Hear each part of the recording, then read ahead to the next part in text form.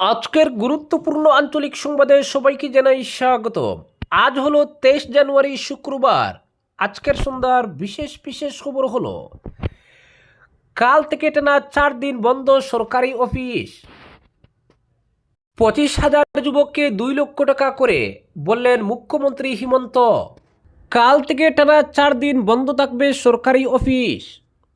রাজ্যে বাজেট অধিবেশন 16 ফেব্রুয়ারি থেকে। নাম কাটা এসআরের অঙ্গ, বিরোধী দাবি উড়ালেন মন্ত্রী জয়ন্ত। ভোট চুরি ছাড়া বিজেপির জয়ের বিকল্প নেই বললেন দেবব্রত শইকিয়া। এসআরে কারচুপি, সরগরম শ্রীভূমি, রাজনীতি করোনা বন্ধু বললেন কৃষ্ণেন্দু পাল। কালীগঞ্জের গুড়ামারা গুড়ারদাপ সড়ক সংস্কারের দাবিতে পূর্ত দফতরকে স্মারকপত্র। গৌরবের সঙ্গে সুর মিলিয়ে অখিলেরও দাবি বিরোধীদের মিত্রতা নিশ্চিত। প্রতিশ্রুতি মতো রুকনি প্রথম খণ্ডের রাস্তা সংস্কার করে দিলেন ধ্রুবজ্যোতি পুরকায়স্থ। ডগ শেল্টার তৈরিতে দিল্লি পৌর নিগমের বরাদ্দ 10 কোটি টাকা। এবং সর্বশেষ খবরটি হল, বিশ্বকাপ বয়কটের সিদ্ধান্ত বাংলাদেশের। ভারতের মাটিতে লিটনদের পাঠাতে নারাজ আমিনুলরা। এবারে শুনুন বিস্তারিত খবর। টানা 4 দিন বন্ধ থাকবে সরকারি অফিস। বিভিন্ন দিবস উপলক্ষে এই ছুটি। সরকারি বন্ধের তালিকা অনুযায়ী আজ ছিল নেতাজির জন্মজয়ন্তী, আগামীকাল 24 জানুয়ারি চতুর্থ শনিবার, পরদিন রবিবার, সোমবার প্রজাতন্ত্র দিবস ও মঙ্গলবার বাথৌ পূজা উপলক্ষে বন্ধ থাকবে। তাই কাল থেকে টানা 4 দিন বন্ধ থাকবে সরকারি অফিস। এরপর আগামী 31 জানুয়ারি ফের বন্ধ রয়েছে। অবশ্য ফেব্রুয়ারিতে বন্ধ মাত্র 1 দিন, মার্চে 2 দিন, এভাবে পুরো বছরে 32টি বন্ধ রয়েছে। পরবর্তী খবর, রাজ্যের বেকার যুবকদের জন্য সুখবর। মুখ্যমন্ত্রীর আত্মনির্ভর প্রকল্পের অধীনে 75,000 যুবককে দেওয়া হবে 2 লক্ষ টাকা করে, জানালেন হিমন্ত বিশ্ব শর্মা। দাভোস থেকে ফেসবুক লাইভে মুখ্যমন্ত্রী জানিয়েছেন, মোট টাকার অর্ধেক অর্থাৎ 1 লক্ষ টাকা ফেব্রুয়ারির 7 তারিখে দেওয়া হবে। এ উপলক্ষে সেদিন গুয়াহাটিতে একটি অনুষ্ঠানে প্রথম কিস্তির টাকা দেওয়া হবে। এরপর 12 ফেব্রুয়ারির মধ্যে আসামের বিভিন্ন প্রান্তে মোট 12টি অনুষ্ঠান করে সংশ্লিষ্ট এলাকার যুবকদের মধ্যে প্রথম কিস্তির টাকা বিতরণ করা হবে। তবে বরাক উপত্যকায় এই অনুষ্ঠান কবে হবে সেটা এদিনের লাইভে জানাননি মুখ্যমন্ত্রী। পরবর্তী খবরটি হলো, আগামী 16 ফেব্রুয়ারি থেকে শুরু হচ্ছে আসাম বিধানসভার বাজেট অধিবেশন। 4 দিনব্যাপী এই অধিবেশনে আগামী অর্থবর্ষের বাজেট পেশ করা হবে। প্রসঙ্গত, এবছরই রাজ্যে বিধানসভা নির্বাচন আয়োজিত হচ্ছে। ফলে এই বাজেটে বিভিন্ন জনমুখী প্রকল্পের কথা ঘোষণা হতে পারে বলে মনে করা হচ্ছে। পরবর্তী খবরটি হলো, এসআর প্রক্রিয়ার মাধ্যমে লক্ষ লক্ষ ভোটারের নাম কর্তনের অভিযোগে রাজ্যে হাহাকার পরিবেশ তৈরি হয়েছে। ভোট চুরির মাধ্যমে বিজেপি নির্বাচন জিততে চাইছে বলে বিরোধী দল ভয়ঙ্কর অভিযোগ উত্থাপন করছে। অন্যদিকে শাসক দলের দাবি, এসআর প্রক্রিয়ায় নাম কর্তন এক ব্যবস্থা। প্রদেশ কংগ্রেস সভাপতি গৌরব গগৈ বলেন, এসআর প্রক্রিয়ার মাধ্যমে নাম কর্তনের ষড়যন্ত্র রচনা করা হয়েছিল প্রদেশ বিজেপি সভাপতি দিলীপ শইকিয়ার জুম মিটিংয়ে। কংগ্রেস সে নিয়ে এফআইআর দায়ের করেছিল। সঠিক তদন্ত হলে আসল উদ্দেশ্য প্রকাশ হবে। তার মতে, বিজেপি অফিসে অভিযান চালিয়ে জুম মিটিংয়ের ফুটেজ সংগ্রহ করলেই সব রহস্য প্রকাশ্যে চলে আসবে। তিনি এর তদন্ত দাবি করেন। বিরোধী দলনেতা দেবব্রত শইকিয়াও বিজেপির বিরুদ্ধে বিস্ফোরক অভিযোগ তুলেছেন। কিভাবে ভোট চুরি করে বিজেপি নির্বাচন জেতার কৌশল নিয়েছে তারও তথ্য তুলে ধরেন। সুনির্দিষ্ট অভিযোগ এনে দেশের নির্বাচন কমিশনের কাছে স্মারকলিপিও দিয়েছেন বিরোধী দলনেতা। এদিকে বিরোধীদের অভিযোগ নস্যাৎ করে শাসক দলের পক্ষে মন্ত্রী জয়ন্ত মল্ল বড়ুয়ার দাবি, এসআর প্রক্রিয়ায় ভোটার তালিকা থেকে নাম কর্তন একটি ব্যবস্থা। সন্দেহজনক ভোটার, মৃত ভোটার বা স্থানান্তর হওয়া ভোটার বা 2 স্থানে নাম থাকা ভোটারের নাম কর্তন করে একটি শুদ্ধ তালিকা প্রকাশ এসআরের উদ্দেশ্য। এ নিয়ে বিরোধীরা যে অভিযোগ নিচ্ছে তার কোনো যুক্তি নেই। বিষয়টিকে অন্যভাবে প্রচার করছে বিরোধীরা। তার মতে, বিরোধীরা এসআর নিয়ে মিথ্যা প্রচার করছে। বিজেপি মন্ত্রীর এই মন্তব্যের পাল্টা প্রদেশ কংগ্রেস সভাপতি গৌরব গগৈ বলেন, জীবিত বিএলএকেও মৃত বিএলও সাজানো হয়েছে। দেবব্রত শইকিয়া বলেন, দলের নেতা রাহুল গান্ধী ইতিমধ্যে ভোট চুরি করে বিজেপি কিভাবে নির্বাচন জেতার কৌশল নিয়েছে তা ফাঁস করেছেন। মহারাষ্ট্র, হরিয়ানা, মধ্যপ্রদেশ, বিহারের পর বিজেপি এবার আসামে ভোট চুরির কৌশল রচনা করেছে।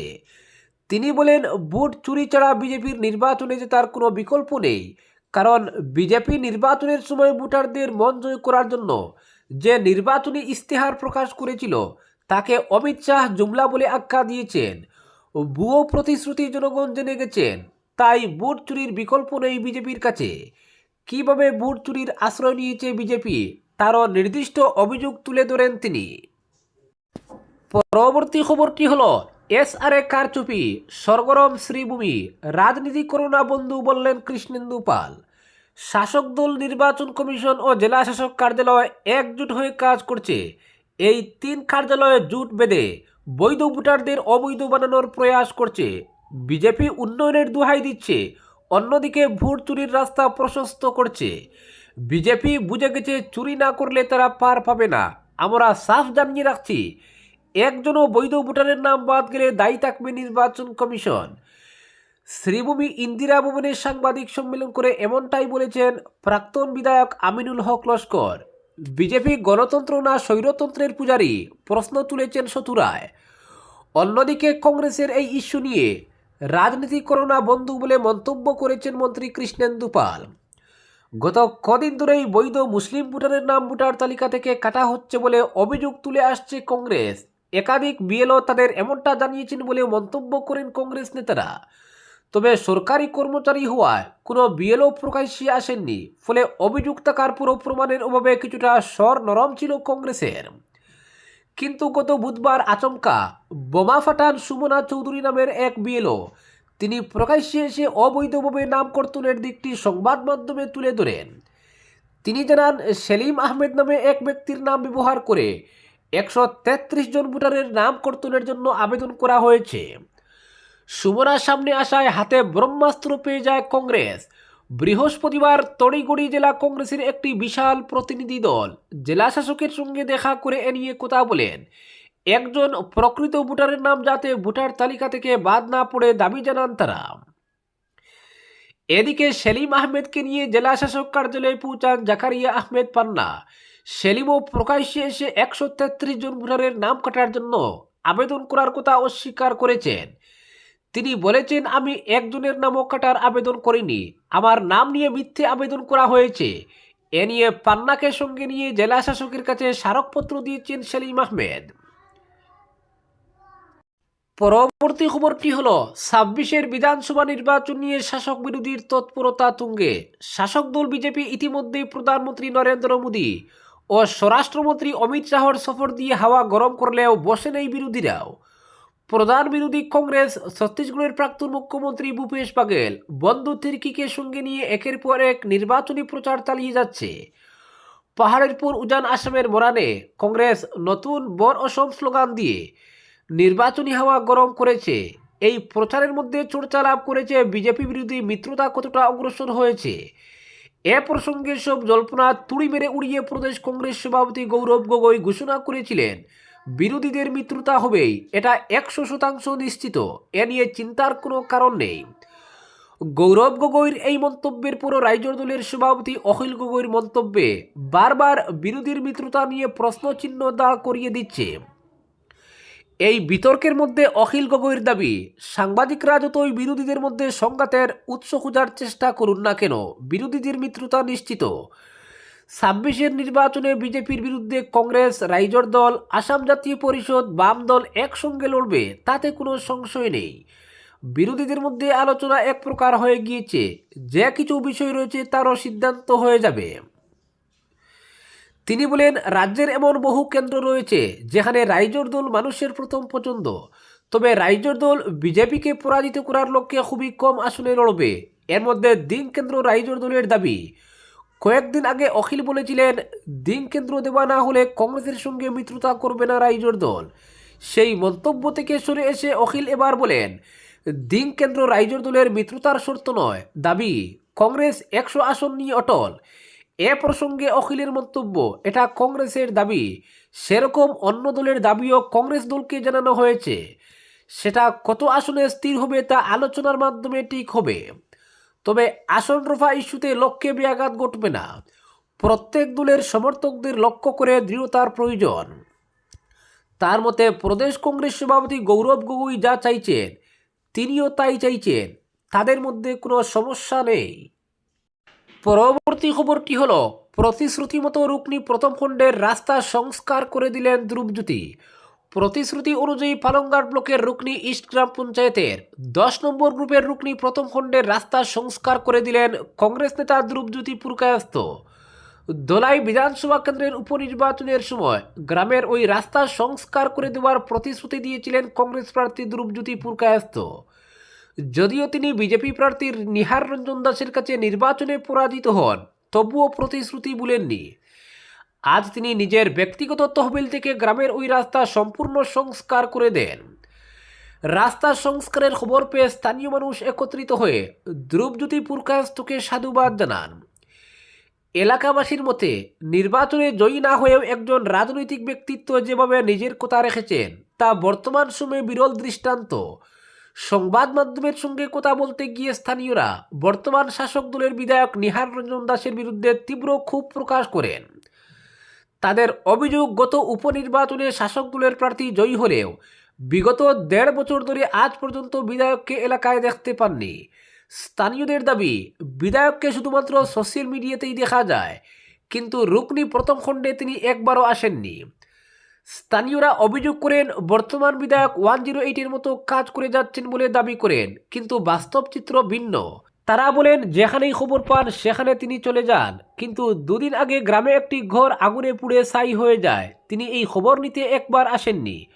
যদিও ওই গ্রামেই বিজেপি বুথ কমিটির সভাপতি ও সম্পাদক রয়েছেন, তবুও ঘটনার খোঁজ নিতে বিধায়ক বা তার পক্ষ থেকে কেউ আসেননি বলে অভিযোগ। এতে ক্ষুব্ধ গ্রামবাসীরা জানান আগামী নির্বাচনে এর জবাব দেবেন তারা। পরবর্তী খবরটি হলো, বিশ্বকাপ বয়কটের সিদ্ধান্ত বাংলাদেশের। দীর্ঘ টানাপোড়েনের পর জল্পনায় ইতি। ভারতে অনুষ্ঠেয় টি-20 বিশ্বকাপে অংশ না নেওয়ার সিদ্ধান্ত নিল বাংলাদেশ। বৃহস্পতিবার দেশের ক্রীড়া উপদেষ্টার সঙ্গে বৈঠকে বসে বাংলাদেশ ক্রিকেট বোর্ড। সেই বৈঠকেই স্পষ্ট করে জানানো হয় ভারতের মাটিতে বিশ্বকাপ খেলবে না টাইগার বাহিনী। তবে বিশ্বকাপে অংশগ্রহণের আশা পুরোপুরি ছেড়ে দেয়নি বিসিবি। বিকল্প ভেন্যুতে ম্যাচ আয়োজন করা হলে দল পাঠাতে প্রস্তুত তারা।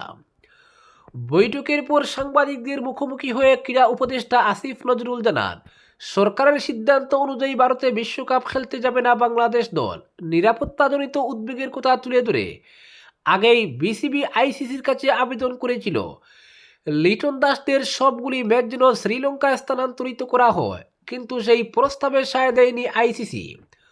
উল্টে বৃহস্পতিবারের মধ্যে চূড়ান্ত সিদ্ধান্ত জানাতে বিসিবিকে ডেডলাইন বেঁধে দেওয়া হয়। শেষ পর্যন্ত ক্রীড়া উপদেষ্টার সঙ্গে আলোচনা করেই বিসিবি জানিয়ে দেয় ভারতের মাটিতে বিশ্বকাপ খেলবে না বাংলাদেশ। বৈঠক শেষে বিসিবি সভাপতি আমিনুল ইসলাম বুলবুল বলেন, বিশ্বকাপে খেলতে আমরা আগ্রহী। যদি আমাদের ম্যাচ শ্রীলঙ্কায় আয়োজন করা হয় তাহলে অবশ্যই অংশ নেব। বাংলাদেশ যোগ্যতা অর্জন করে বিশ্বকাপে উঠেছে।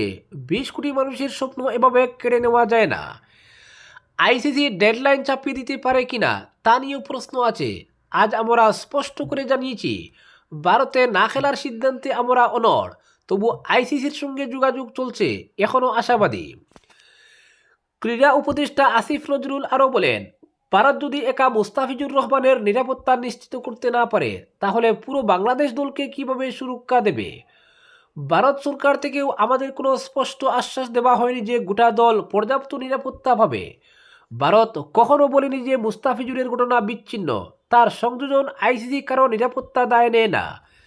তাই নিরাপত্তা নিয়ে স্পষ্ট নিশ্চয়তা ভারতকেই দিতে হবে।